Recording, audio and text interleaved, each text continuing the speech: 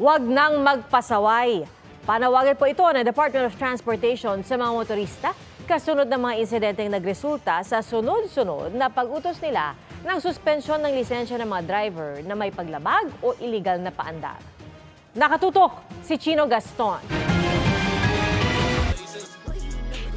Motorcycle rider na tumayo sa kanyang mismong motor at kumasa pa sa isang dance challenge habang nasa gitna ng kalsada. Ayan o, babalik ka manibela. Batang nagkokontrol ng manibela habang nakakandong sa driver. Oil tanker na umararo ng 4 na sasakyan sa Maynila matapos mawalan umano ng preno. SUV na sumalpok sa eskwelahan sa Caloocan kung saan 7 ang sugatan, kabilang ang 6 na estudyante. Ayon sa pulisya, aksidenteng naapakan ng driver ang silinyador. Pero kwento ng driver, nagloko aniya ang sasakyan. Ang sunod-sunod na paandar na yan ng mga motorista at kabi-kabilang disgrasya sa kalsada ang dahilan para patawan ng Land Transportation Office ng 90-day suspension ang lisensya ng 4 na drivers na sangkot sa magkakahiwalay na insidenteng ito. Kaya paalala ng pamahalaan, paulit-ulit naman kaming lahat ni Pangulo na sumunod na lang tayo, huwag na tayong pasaway.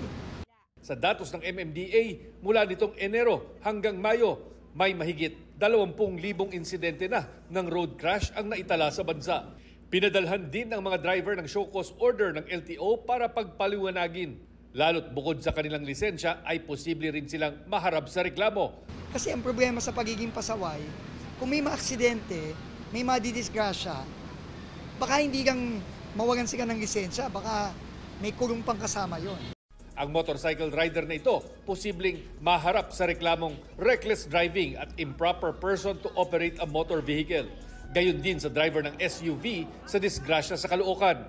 Paglabag naman sa Section 4 ng Republic Act 11229 o Child Safety in Motor Vehicles Act, ang maaring harapin ng driver ng sasakyang ito lalo't labag sa batas na paghawakin ng manibela ang isang bata.